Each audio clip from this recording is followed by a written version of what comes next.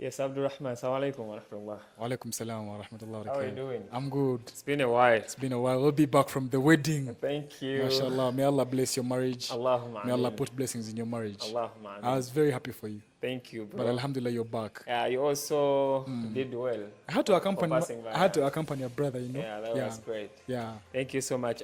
Without wasting much of our time, Yeah. let's just dive into the recently concluded games in the Premier League. Yeah. And we shall look at a few aspects that transpired throughout the weekend. Exactly. First and foremost, there was a game of Liverpool game against Manchester United. Yeah. The weather condition wasn't really good, but nonetheless, Liverpool did all that was in their means to make sure that the game is being played. Because before playing that game against Manchester United, they had 2 games in hand. So after playing that game, they are now remaining with only 1 game in hand. So what do you think? What was your key points within that game?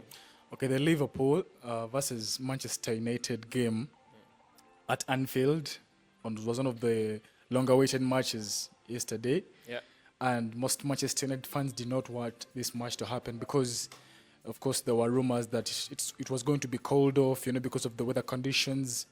But thanks to the Liverpool side that rectified this and said in a statement that it's okay, they're going to try their level best. And they only told the fans to come with their good cardigans and jackets on to fight the bad weather.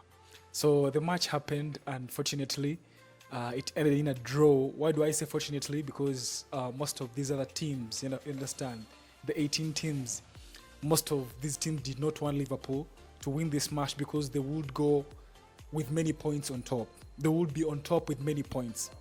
So it was a very, very enticing match. Yeah, but the weather was handled well, although some people still say it was not fine enough because they could see much rain still falling in the pitch, understand? And there are some Liverpool players who complained about this in the dressing room. They complained about this and they felt like how I wish they would not play this match. That if they did not play this match, maybe they would beat Manchester United, but because of the wet pitch. But at the end of the day, we always focus on luck. How lucky the team was. And besides that, both teams played in the same weather conditions. Yeah. How the hell do you tell us? How the hell do you tell us because when that the wet stadium affected you? Yeah, because Manchester was also going through the same stadium. Definitely. They were playing in the same situation, in the same conditions. So you accept a draw. You're not an angel. Because I think realizing that when you look at that game stats, Liverpool had 19 shots and against Manchester United with 13 shots. The shots on target were 6 on 4. That is the likes of Liverpool having 6 shots on target, of which 2 of them were the 2 goals that were scored, and out of the 4 shots on target for Manchester United, they managed to score only 2 goals.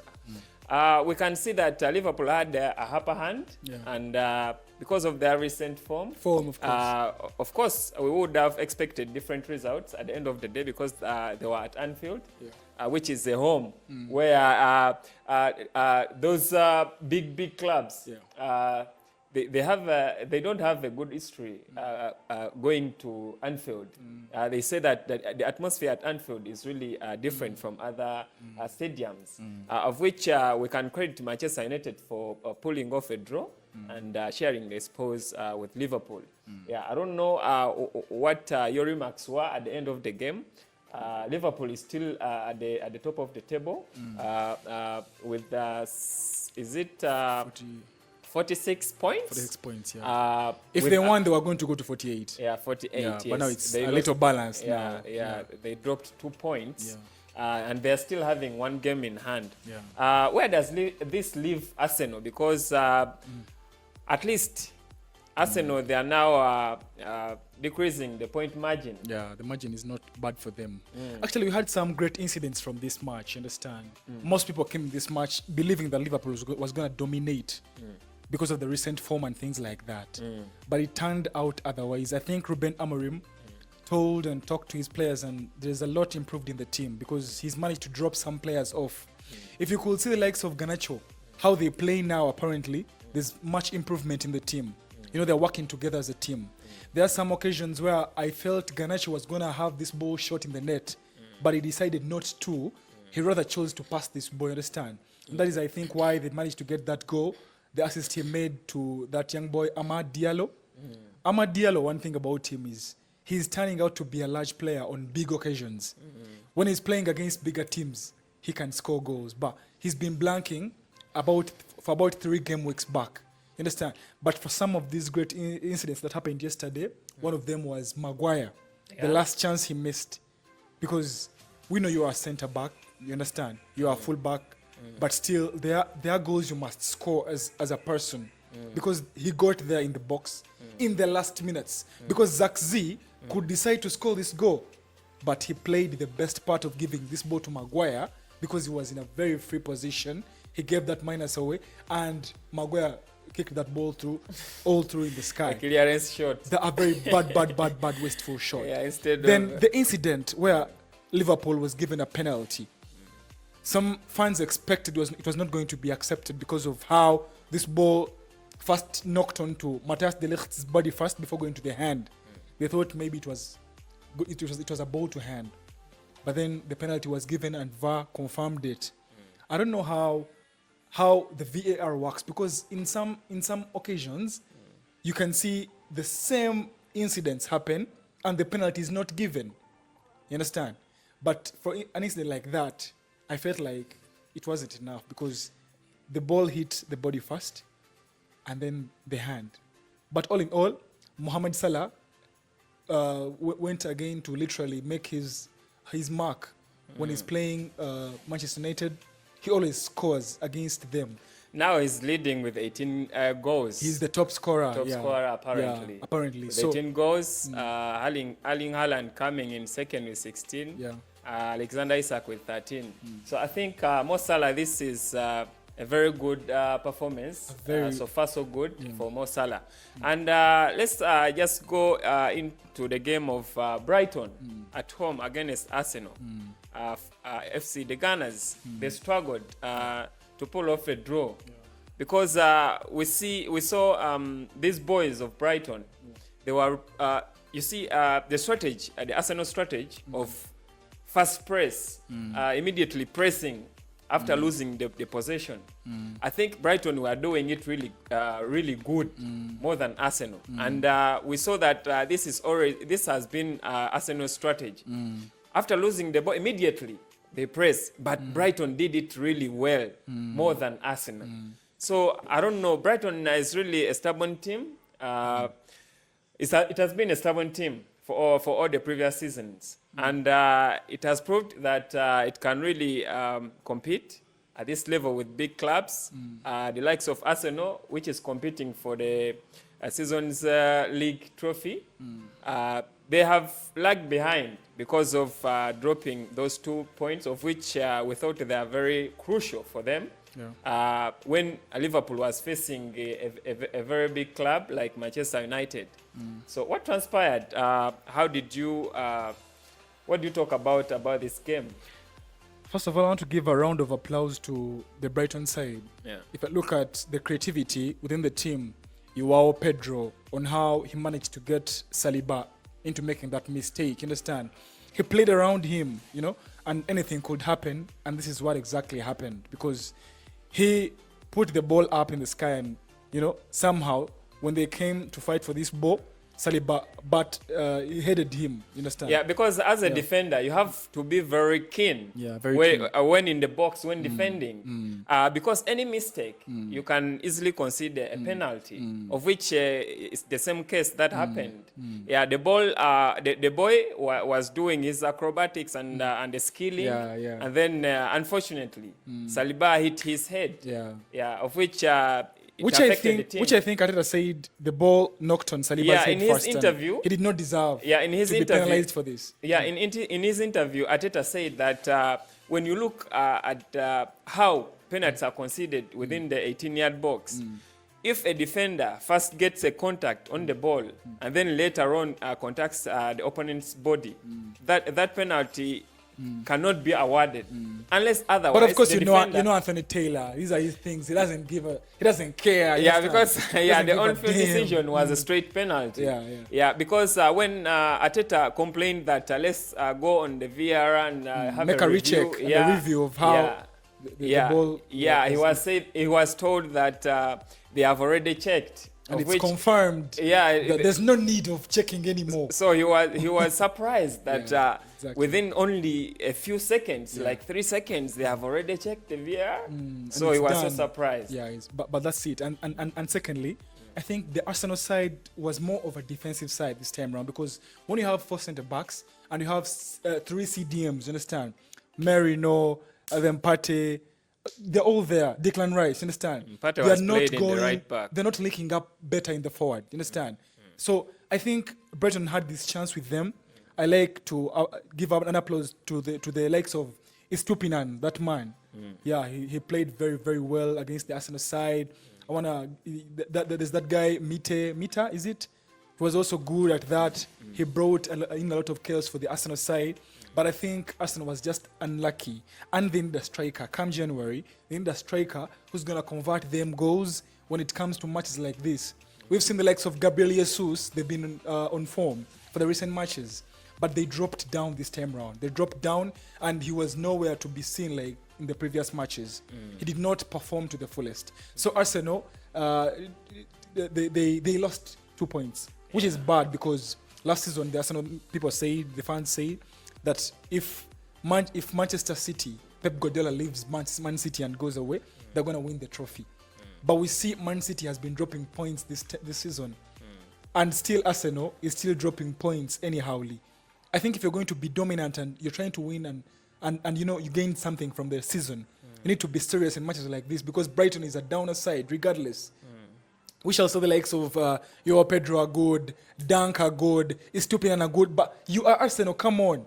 This is another season where you need to prove to the fans that, because it's been too long since Arsenal last won. Yeah, because the previous seasons Arsenal has been looking like competing with Manchester City. Exactly. Of which you can see that Manchester City is not performing well. So what are they going to tell us? Which you would have thought what are they going to tell us? Arsenal should use this opportunity. But then out of the blue, they're losing points anyhowly. So that's so unfortunate. So it's very unfortunate for Arsenal fans, but I think Mikel Arteta is a good coach. We won't say he's a bad coach, of course, because we all know where he dragged Arsenal from. We know the positions where Arsenal used to be. Arsenal used to suffer a lot with players like Mustafi. These were very, very awful players, average players. But you understand, he changed a lot in this team, but still, they need to score more goals. And I think this January, they need to score a good and proper striker who's going to fill them in to win matches like this. Yeah, and if we look at the game of like Chelsea performance, we thought Chelsea had come back to their winning ways. But in their previous games, like 5 games, their previous five encounters, they have managed to lose 2 games, drew 2, and only won 1. Their previous game was against Crystal Palace on Saturday. It was a draw 1-1. We thought Maresca has changed the narrative at the club, but we can see that they have a lot of talent, but then now apparently they are not performing pretty well. Where's the problem? If from the news where Mikhailo Mudryk, it's funny but true, from the news where Mikhailo Mudryk tested positive for using drugs, Chelsea has not won a game. It's funny but true. He didn't pass. It's making us think. It's making all the fans think that all these players were on drugs because they might have stopped, taking these drugs. Because if you look at the likes of Nicholas Jackson, I think he has malaria. I think he's sick. You look at him, it dries up the lips. The way his drips are always dry, the way he's struggling to score goals. But I think he's back to his default settings of last season. He's missing easy goals. Goals that can be converted, he's losing them. But that's not new with Jackson. He has been missing chances. Because, if you compare the Jackson of this season, when he has just started, he's been scoring goals, bro. Yeah. He was missing goals, but he could. But yesterday, he got about 3 clear chances. One chance, he had to score this goal directly. The other one, he had to keep a minus ball to Pedro Neto or any other player there to score and convert, but he could not. So Maresca is having a problem, apparently. And this problem is going to be very hard because he does not know who to start with in the stadium. One thing I liked about Maresca is when it came to playing Nkunku first, because there's that one game where Nicholas Jackson missed a lot of chances and he did not score, and he told him to bring in Nkunku in the following match. He brought in Nkunku, and there's nothing Nkunku did. Because of Nkunku did. Game fitness. Nkunku doesn't have a game fitness, apparently. But he was proving to the fans that I can do what you want me to do, but these are the kind of players I'm dealing with. They toss in Adarabio, serious on the face, but delivering on the but pitch. the delivery, the output is very low. Toss in Adarabio, Disasi. Yeah, Disasi must. Disasi, I don't know how he got. But for the case chance. for the case of Disasi has been at the team for quite some time. He must be not under pressure. He's giving away many goals. He gave away a goal in the last match. I think, and he was dropped. But in yesterday's match, I think Cole Palmer too. He's a good player. He's the Chelsea mastermind player. He's the game, the whole plan with Cole Palmer. But trust me, there are minutes where Cole Palmer needs to be dropped.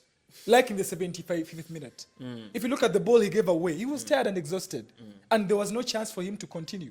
But Maresca, because he trusts him, I think he needs to tell him, you know what, in the 70th, in the 80th, you are also human. You are tired, you're exhausted, and you need to sit down, and I'll bring on the likes of Felix onto the pitch. You understand? So Maresca is going to throw a tough situation. There's no more goals being scored by many other people apart from Cole Palmer, day in, day out. You understand? So they need to fight back, and I think they're losing it. They need to fight. You know, they used to tell us and say, we're not fighting for the trophy, we don't need the trophy, and it's like God is answering their words. You don't play around with God. God is trying to give you the chance to win a trophy, and they're saying, I don't know what a trophy is. So I think Chelsea needs to fight back, and Maresca is going to make some changes because the pressure is too much. Manchester City smashed 4 goals again on one against West Ham with Erling Haaland getting on target with 2 goals to come back and compete with Mo Salah in the scoreboard. So can we say that Manchester City, we can see that their competitive advantage is being regained? Yeah, they're back to it because recently, when Pep Guardiola was losing games, it was even said in the media houses that he was not picking up phone calls because he had too much stress and trying to figure out what the problem is. So he literally sat his team down and they tactically made some changes, and they're fighting back to their position. You understand? They've now won so far 2 games in a row, and Erling Haaland is back to where he was. And the boy Savinho is back on his form. Back to his form because he's made at least 2 assists, and he's assisting in every game now, apparently. He's on form. The likes of Haaland is on form. Then the change of their goalkeeper, the Ederson, to Ortega. Ortega is making some good changes in the team. He's making some crucial saves in the team. And I think Pep Guardiola is trying to fight back. But when Bernardo Silva was speaking to the press, he was asked if they are still competing for the trophy. And he said they're nowhere to be seen because right now they are focusing on winning their games, and at least top 4 would be better. Yeah, because apparently they have 34 points with 20 games so far played. Of which Arsenal in the second with 20 games played so far, they have 40 points. They have 6 points apart. I think they can still compete with the 18 games to go. You know, the bad thing is when you've lost many matches, they've lost at least about many matches. Yeah. We expect them in the remaining 18 matches of the Premier League this season to drop some points still. They might find hardships there because the Man City we all knew, they haven't yet stabilized. They've stabilized, but they might drop down because they've lost many games. It might haunt them back because they've lost many games.